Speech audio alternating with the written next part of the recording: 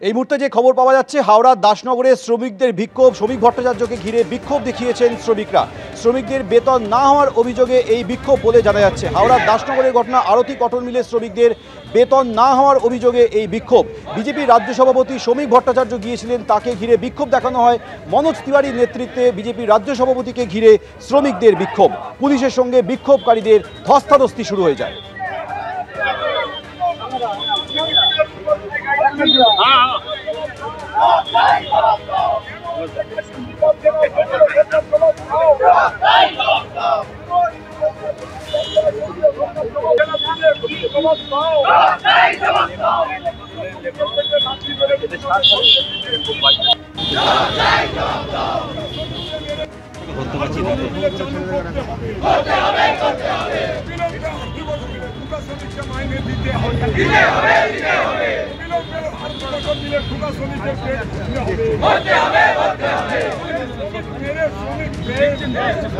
হাওড়ার দাসনগরের ছবি দেখছেন, যেখানে শ্রমিক ভট্টাচার্যকে ঘিরে বিক্ষোভ দেখান শ্রমিকরা।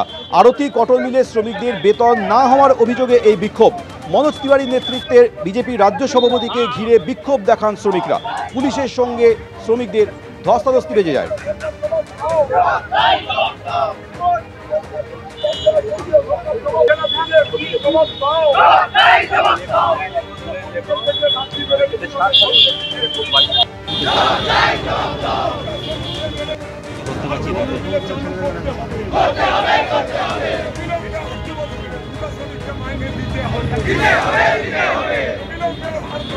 আমাদের প্রতিনিধি সুনীত হালদার এই মুহূর্তে টেলিফোনে রয়েছেন। সুনীত, জানাও বিস্তারিত। দেখা যাচ্ছে আরতি কটন মিলের মাঠ আজকে সকাল কিছুক্ষণ আগে এখানে বিজেপি রাজ্য সভাপতি শ্রমিক ভট্টাচার্য এসে উপস্থিত হন।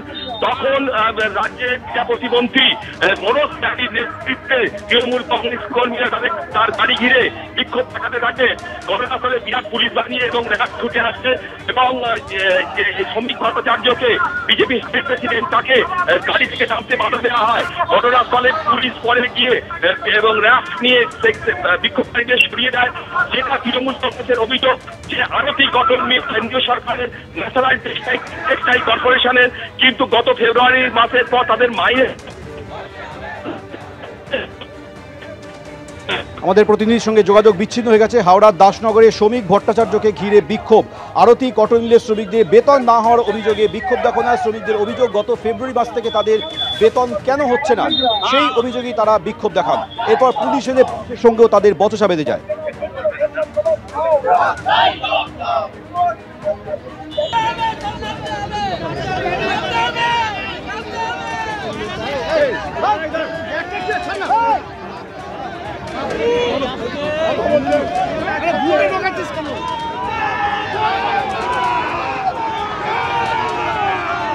বিক্ষোভ দেখাচ্ছেন মনোজ তিওয়ারি। শ্রমিকরা বিক্ষোভ দেখিয়েছেন বিজেপির রাজ্য সভাপতিকে কেন্দ্র করে। গত ফেব্রুয়ারি মাস থেকে কয়েক মাস ধরে তাদের বেতন কেন হচ্ছে না, এই প্রশ্ন তুলে বিজেপির রাজ্য সভাপতি গেলে তাকে ঘিরে বিক্ষোভ দেখান।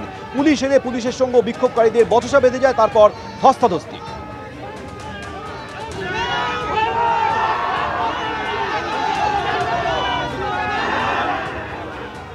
অন্যদিকে সেনাবাহিনী নিয়ে মমতা বন্দ্যোপাধ্যায়ের মন্তব্যের বিরোধিতায় গান্ধী মূর্তির পাদদেশে শর্ত সাপেক্ষে অবস্থান বিক্ষোভ করার অনুমতি পেয়েছেন প্রাক্তন সেনাকর্মীদের একাংশ।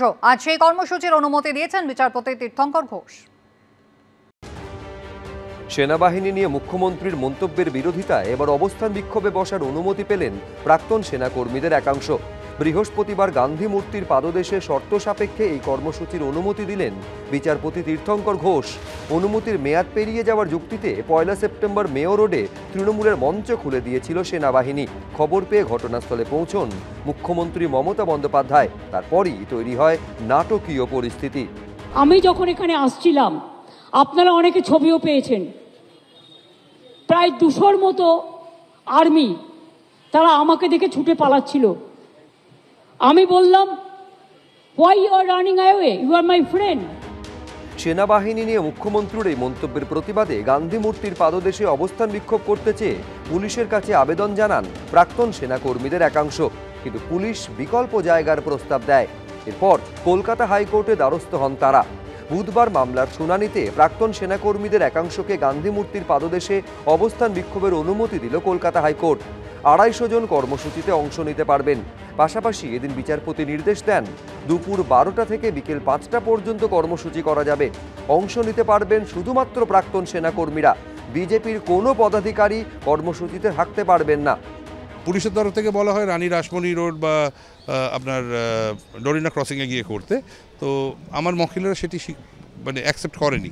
ফাইনালি সমস্ত পক্ষকে শোনার পরে পারমিট করা হয়েছে। এটা যেহেতু একটা সাইলেন্স জোনের মধ্যে পড়ছে, একটি লাউডস্পিকার এবং বাকি সমস্ত হ্যান্ড মাইক ইউজ করতে ভারতীয় জনতা পার্টির কোনো অফিস বেয়ারার এই সভাতে অংশগ্রহণ করবেন না। কর্মসূচিতে একটি লাউডস্পিকার এবং হ্যান্ড মাইক ব্যবহার করারও অনুমতি দিয়েছেন বিচারপতি। সৌভিক মজুমদার, এবিপি আনন্দ, কলকাতা।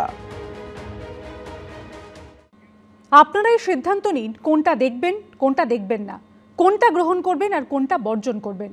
সোশ্যাল মিডিয়া নিয়ে মন্তব্য মুখ্যমন্ত্রী, দুর্নীতির অভিযোগ নিয়ে বিরোধীদেরকে মমতা বন্দ্যোপাধ্যায়ের জবাব, বদনাম করার চেষ্টা করা হচ্ছে, পাল্টা কটাক্ষ করেছে বিরোধীরা। অশান্তির আগুনে পুড়ে খাক প্রতিবেশী দেশ নেপাল। এই ঘটনায় উদ্বিগ্ন মুখ্যমন্ত্রী। উত্তরবঙ্গ সফরে মঙ্গলবার শিলিগুড়ি পৌঁছন মমতা বন্দ্যোপাধ্যায়। অতিথি নিবাসে থাকার কথা থাকলেও ইন্টারনেটের সমস্যার কারণে রাতে তিনি চলে আসেন উত্তরকন্যায়। সেখান থেকে খোঁজখবর নেন নেপালের পরিস্থিতির। Facebook, Instagram, WhatsApp, YouTube, Telegram সহ 26টি সোশ্যাল মিডিয়া প্ল্যাটফর্ম বন্ধ করে দেয় নেপাল সরকার। তারপরই দুর্নীতি, স্বজন পোষণ, মূল্যবৃদ্ধি নিয়ে সরকারের বিরুদ্ধে যে প্রতিবাদের ফুলকি তৈরি হচ্ছিল তা এক ধাক্কায় ভয়াবহ দাবানলের আকার নেয়। এই নিয়ে এদিন উত্তরকন্যায় মমতা বন্দ্যোপাধ্যায় বলেন, মানুষই ঠিক করবে কোন সোশ্যাল মিডিয়া দেখবে আর কোনটা দেখবে না। টুইটার, ইউটিউব সব দেখবেন, ফেসবুক, কিন্তু মনে রাখবেন সবটা কিন্তু ঠিক নয়। অনেক ফেক নিউজ ছোটদের মাথাটা ঘুরিয়ে দেয়। দেখো, কিন্তু সবটা গ্রহণ করবে না।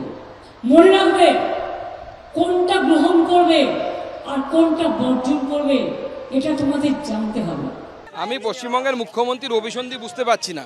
উনি কি সোশ্যাল মিডিয়া এখানেও বন্ধ করার কথা ভাবছেন কিনা সেটা ভগবানই জানেন।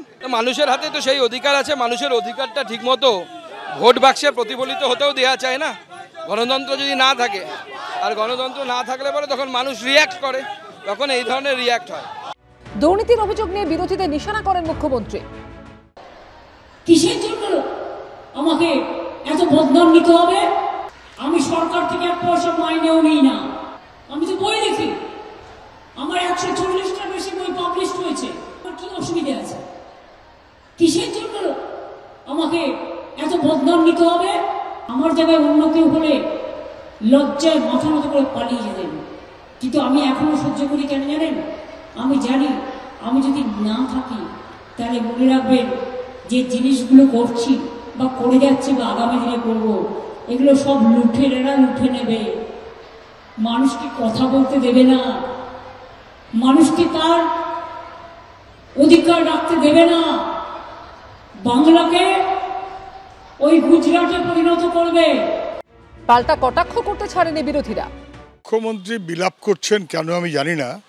এত সুন্দর করে রাজ্যটাকে গড়েছেন, যেখানে ছেলে মেয়েদের লেখাপড়ার 12টা বেজে গেছে, কাজের ব্যবস্থা নেই, মাস্টারমশাই তাদের হকের চাকরি দাবিতে রাস্তায় মিছিল করতে হয়, পুলিশের পেটানি খেতে হয়, রাজ্য ছেড়ে সব দলে দলে পরিযায়ী শ্রমিক হতে হয়, আর গোটা রাজ্যটা তো দুর্নীতিতে নিমজ্জিত। এই রাজ্যটাই উনি করেছেন। বুধবার জলপাইগুড়ির এবিপিসি ময়দানে সরকারি পরিষেবা প্রদান অনুষ্ঠানে উপস্থিত ছিলেন মুখ্যমন্ত্রী।